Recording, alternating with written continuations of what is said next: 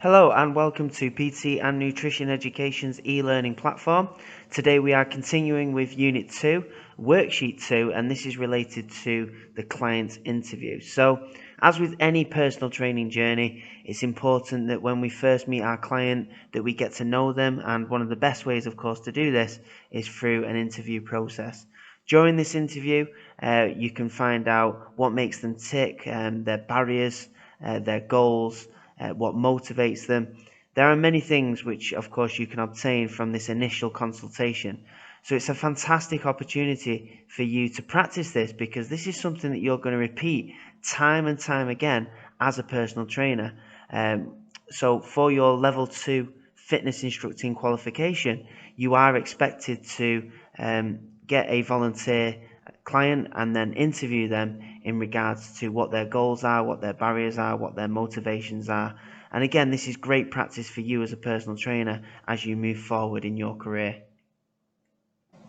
Now, just before we delve into some of the requirements of the client interview, it's also important to remember that this is your first impression with your client, and this is something that you're going to repeat time and time again as a personal trainer throughout your career. So it's important that you've got the right interview technique in order to make a good first impression and, of course, consolidate that relationship between you and your client. So a few things that you can incorporate into your interview technique might be your professionalism. So this can be accounted for through your presentability, the way that you dress, the way that you carry yourself, your posture. All of these types of things are key when it comes to making a good first impression. Eye contact with your client, making sure that you're listening to them, having a body language which is open and shows willingness to listen and to learn to your client, and of course showing that you understand where your client is coming from. All of these things can contribute to a much stronger foundation in which to build from with your client and establish a great relationship right from the outset moving forward as you continue on your journey together. So uh, the client interview is, of course, a very important part of the LAP, your Learner Achievement Portfolio, and of course, we have to make sure we obtain the information. But don't forget and don't get sidetracked that your client is your customer, and it's very important that you are building that rapport straight from the outset, which, of course, is only going to improve your practice as a personal trainer and also your relationship and achieving those goals together. So the first part of the client interview is about obtaining some simple information from your client. As you can see from the worksheet, we're trying to obtain their name, date of birth, height, weight, and their body mass index.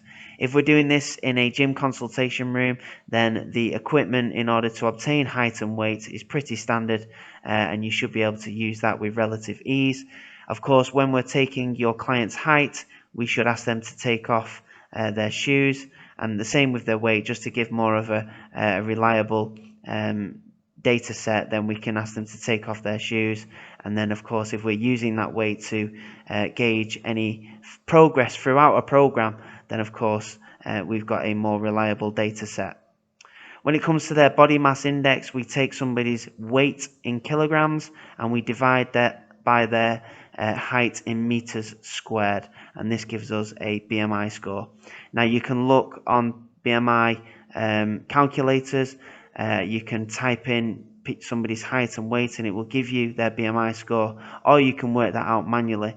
And also you can work out, based on what their BMI score is, where they fit in terms of the different categories. So somebody could be considered underweight, an ideal weight, overweight, or even obese or severely obese, depending on the BMI score that you've obtained. So once we've found out some basic information about our client, we move on now to finding out a little bit more information about them in terms of their motivations, their barriers in achieving their health and fitness goals. So you can see here that the first question is about your client's barriers to participation. So what's holding them back in terms of achieving those health and fitness goals and attending the gym on a regular basis? So of course, this is important to let your client speak about this, for you to listen, and of course you can write down those barriers which they give you. But of course, if they're struggling, then we may be talking about ideas which you can prompt them with, such as time constraints. It might be motivation, it might be family, it might be work, it might be school, college, university. Whoever your client is, of course, everybody's going to have their own individual barriers to participation, but sometimes it may take a little bit of interview technique in order to draw some of those answers out. So once you've learned some of the client's barriers to participation, it's then your duty to provide a strategy to assist your client to overcome that barrier. Now, of course, the barriers which have been explained in the first question might be a huge variety of different answers depending on the individual. So we'll just give some basic generic ideas which hopefully will give you some ideas in order to tackle that barrier for your clients. So let's say that they identified that motivation is a huge problem in terms of their participation. So here we can overcome this by setting achievable goals and monitoring progress. Of course, this will allow your client to have a sense of fulfillment, satisfaction, achievement by actually obtaining the goals which you set, and then of course that can lead to greater motivational gains. When it comes to time constraints, then it might be exercises which you can subscribe to your client when they're at home, when they get up in the morning, just to fit that around the day, even at the desk, certain things that they could do where they are doing some physical activity and therefore we are defeating that time constraint element. If we're looking at other strategies which might improve a training program or exercise adherence, then we can start suggesting things like training with a friend or training with a group, keeping a log of training sessions in order to obtain monthly reports on progress, regularly review motivation and the reason why they're wanting to train. Of course, there are a huge amount of strategies which you could employ as a personal trainer. You may even have some better strategies than the ones that have just been outlined. So, of course, this is down to your creativity as a personal trainer and as well knowing your client right from the outset in order to know what makes them tick and how they can overcome any potential barriers which is going to stop them from achieving their goals. Question 3 is, what incentive or reward schemes will you use to motivate your client?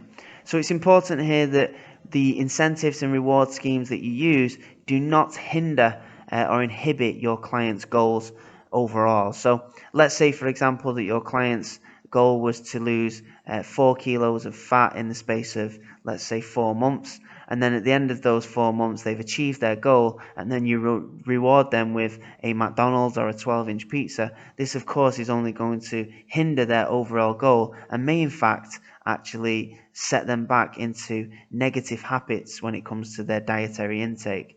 What we have to think of here are things which are going to motivate your client, but also is not going to be in any type of conflict with your overall goal. So, for example here, that once your client has achieved their goal over a 2-3 month period, you may offer them a free personal training session.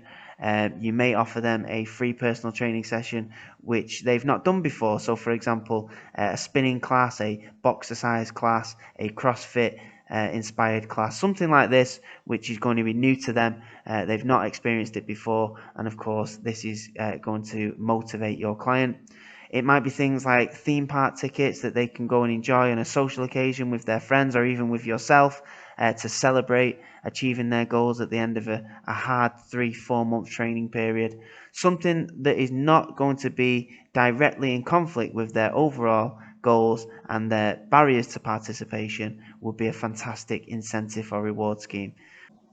Question 4 is, which methods of communication will help you to motivate your clients? So I think communication is one of the most powerful tools at your disposal as a personal trainer when it comes to motivating your client, to developing a report, so many things. It's a very, very important tool. So how do we communicate effectively in order to help increase motivation. So first off, we might be able to demonstrate empathy, sensitivity, and understanding. Of course, when your client is explaining their barriers, when they're explaining their pitfalls, showing that you're willing to listen and willing to learn is, of course, very important. Don't forget, communication isn't just about speaking, it's also about your body language and also listening as well. Of course, simple things like speaking with passion, showing that you care about your client, are all tools which you can communicate effectively in order to motivate your client. Um, Even things like avoiding jargon and unnecessary terminology can be motivating to your client. Your client may not want to know about all of the scientific mechanisms behind why a certain exercise regime is going to be successful. Of course, that's your job in order to incorporate that into a training program. However, the client may just want to know and have that trust that the exercise program that you've set out for them is going to be successful over the long term. There are many different methods of communication, and each individual is going to react differently to those methods of communication in order to improve their motivation. Your job is to try and find out what makes your client tick, which method of communication is going to be superior, and therefore how can we incorporate that into your relationship in order to get the best out of your client. Of course, that journey, finding out and learning about your client, is all part of the personal training experience. Question 5 is asking you to list your client's exercise preferences. Now, of course, everyone is going to have their own individual preferences when it comes to exercises that they enjoy. But if they need a bit of a reminder on some of the types of exercises, we can talk about continuous interval fartlek training, or we could even talk about resistance training, bodyweight training, or even specific exercises within those different disciplines which the client enjoys, and therefore you can include in their programs as you go forward. And the final question for the client interview and this section is to give one example of where your client can source relevant information to help meet their needs. The key word here for relevant information is it has to be credible. Now, by credible information, we can't use things like Instagram and Facebook, or Dave, who's got a good six-pack, once said it to me in the gym. These credible sources need to come from peer-reviewed journals, from places like the NHS, from professors, or from lecturers who have a particular expertise in a particular area which relates to your client's needs. So the key word to make sure of here is credible, and that your client is gaining that information from a credible source. Okay, so that brings to a close the first part of the client interview. Hopefully now you're armed with plenty of ideas in which to conduct your interview and to establish a rapport with your client, and also some ideas with regards to giving them some pointers in case they're struggling on any particular questions.